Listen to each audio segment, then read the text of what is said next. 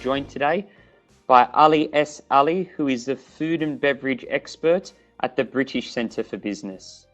The British Centre for Business is a one-stop shop for UK businesses looking to enter the UAE market, and they cover a number of sectors, one of which their strongest is food and drink. The food and beverage sector in the UAE is growing enormously every year. The UAE is a net importer of food and drink, and it's estimated that the industry this year is going to be worth $12 to $13 billion. So Ali is waiting in the wings to join us and give a brief explanation of the UAE food and drink sector. This is hopefully the first of what will be many informative webinars on the United Arab Emirates and the food and drink market there. Thank you, Ali. Thank you, Richard.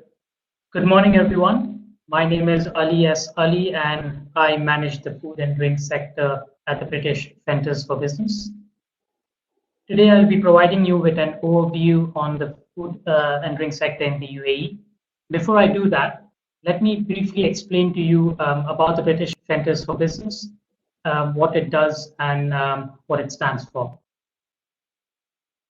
So the British Centres for Business was established in 2000.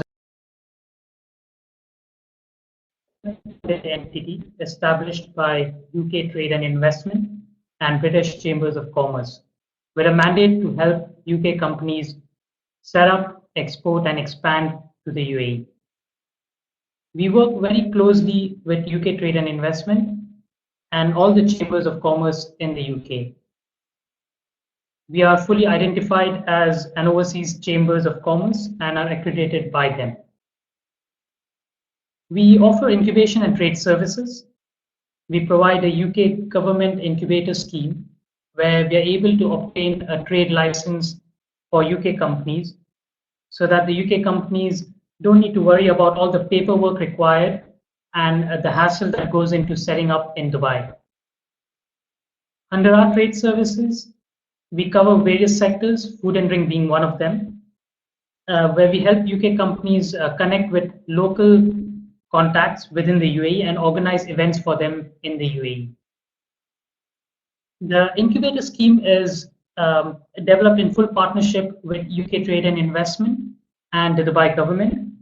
We have full support from them in terms of obtaining trade licenses for UK companies, which is mandatory if you're wanting to set up in Dubai. Now I'll talk a bit about the UAE before I go on to the food and drink sector in the UAE. So the UAE is one of the 6 member states of the Gulf Cooperation Council. The other cities or the other countries are Saudi Arabia, Kuwait, Bahrain, Qatar and Oman. UAE is made up of 7 emirates, 7 cities. Abu Dhabi is a political capital, whereas Dubai is a commercial capital and is well known as a regional hub for all types of goods and services in the Middle East and North Africa region. Currently, UAE's population stands at 9.45 million, but this is growing at a rapid rate, around 2% annually. 88% of the population here are expats, so the UAE offers quite a diverse and multicultural environment for UK businesses to do business in. There are around 120,000 Brits in the UAE. UAE is one of the most developed economies in the Middle East, and its forecasted growth is 4.5% this year. The UAE has diversified its economy away from oil, even though it holds 10% of the world's oil reserves, which is expected to last for the next 90 years. More than 5,000 UK companies are doing business in the UAE. The UAE is the primary entry point for a regional market which is valued at £150 billion, which comprises of Saudi, Qatar, Kuwait, Egypt, and other Middle Eastern and North African countries. Re-exports from UAE stood at 39 billion in 2012. SMEs are the backbone of the Dubai economy. 95% of all registered businesses in Dubai are SMEs, 42% of employment comes from SMEs in Dubai, and SMEs contribute 45% of the GDP in Dubai. So SMEs are quite important for Dubai, and it is doing more and more to encourage more SMEs to set up and export in Dubai by easing the regulations, such as the initiative that they have with us in terms of our incubator service, where we set up and we help SMEs set up in the UAE. So now I'll talk about the UAE food and drink sector, provide you with some interesting statistics, and also give you a detailed overview on the food and drink sector in the UAE. The UAE is well known as a food destination for its 5-star hospitality services, the country's growing population, thriving economy, and profile as one of the world's hottest tourist destinations has only whet UAE's appetite for quality food products. Gourmet food stores, organic supermarkets, spice souks, specialty food stores, fish markets, local convenience stores, and international hypermarket chains stock everything here, from quail eggs to white truffle oil. There are several statistics online on what the UAE food and drink sector is valued at. Based on Dubai Chamber, the food and drink sector in UAE was estimated at 19.88 billion pounds in 2014, and this figure is based on consumer expenditure. The sector is estimated to reach 25.81 billion pounds by 2018. The UAE's food and drink imports and exports grew at an annual rate of 18.5% from 2003 to 2013. Now, due to harsh climatic conditions here and scarce water resources, the UAE is heavily reliant upon imports for its food supplies. Limited homegrown food sources in the UAE obviously means that the country's import demands for overseas products is very strong. Agriculture represents a very small percentage of the GDP. The total cultivated land is reducing in the recent years, and therefore UAE remains a major net food importer. The UAE's major food and drink imports from 2011 to 2013 were fruits and nuts, which accounted for 11.4% of the total imports, valued at 1.45 billion. Meat and meat preparation, which constitutes 10.4% of total imports, valued at 1.24 billion pounds. Dairy products, which accounts for 8.9% of total imports, valued at 1.04 billion pounds. Cereals, which constitute 8.4% of total imports, valued at 1 billion pounds, and oils and vegetables, which account for 8.2% of total imports, valued at 1 billion pounds.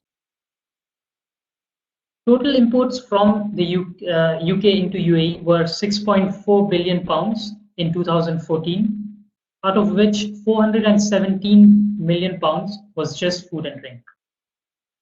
Also, UAE is the UK's largest export market in the Middle East and North Africa region, and is the 12th largest export market globally. Dubai's strategic position as the gateway between the three continents of Europe, Asia, and Africa, and the establishment of the many free trade zones have supported the growth in food and drink exports to the UAE and re-exports from the UAE to other regional markets. The UAE's population is increasing on an average of 2% annually.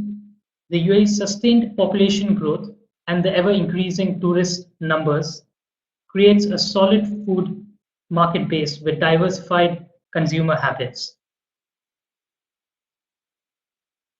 This slide shows the number of clients that we have worked with in the food and drink sector. It's a mix of incubation and trade service clients. We have helped them in several ways. For example, we have supported Tuderos by helping them set up in the UAE. We have helped Falcon Food Service and Meat Promotion Wales by organizing events for them at the British Embassy in Dubai.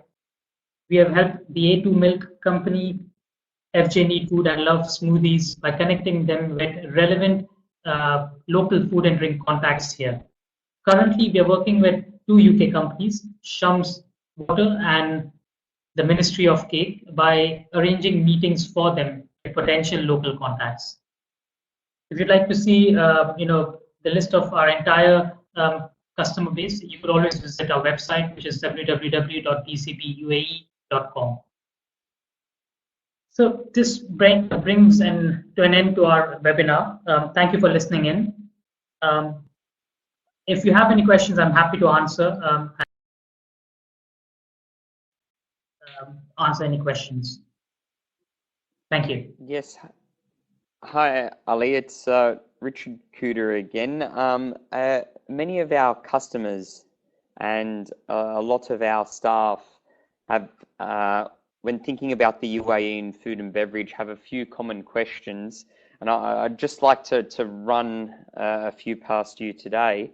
One thing when thinking about food and beverage and the UAE and the Middle East in general is a lot of people hear about halal or something that is halal certified, or they might have even bought a product in the supermarket here in the UK and seen halal on it.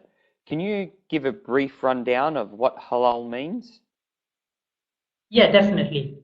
Halal food basically means what is permissible for Muslims to eat.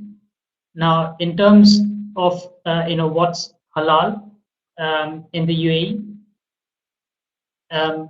any meat that is derived from halal animals, such as be it poultry, be it cattle, beef, etc. The way the animal has been slaughtered from the source. So if it is slaughtered based on Islamic rituals, then the meat that comes from it is halal and is permissible to be eaten by Muslims and permissible to be exported to the UAE.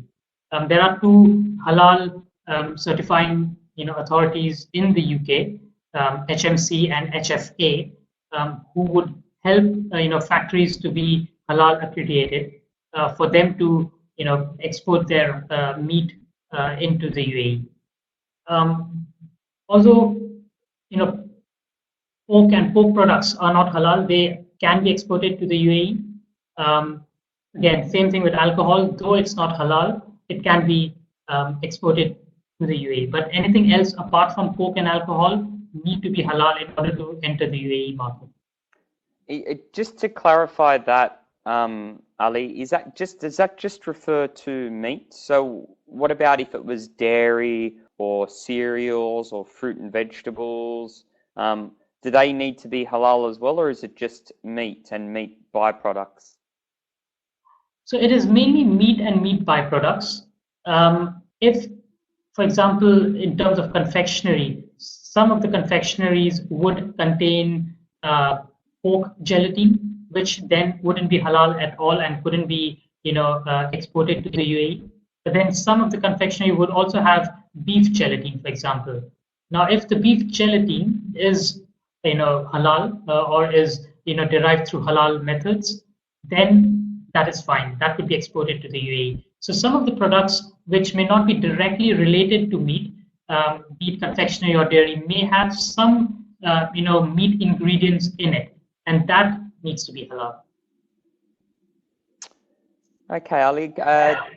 Thanks for clearing that. We've had a number of businesses that export fruit and vegetables and cereals and the like, so understand that they're okay. But we have other businesses that do things like condiments, so they might need to consider that. Is that something that you would need to think about before you look to enter the market, or is it something you could start to look to enter the market without it, then get it later? My suggestion would be to think about it before you enter the market or start contacting companies here. The reason being that a lot of companies, when they realize that you're not halal accredited, but your food products require halal accreditation, they may not speak to you because it does take some time to get it halal certified.